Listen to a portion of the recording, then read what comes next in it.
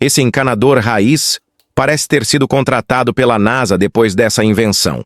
Com uma técnica simples, criativa e extremamente eficiente, ele conseguiu conter vazamentos em canos furados sem precisar quebrar tudo imediatamente.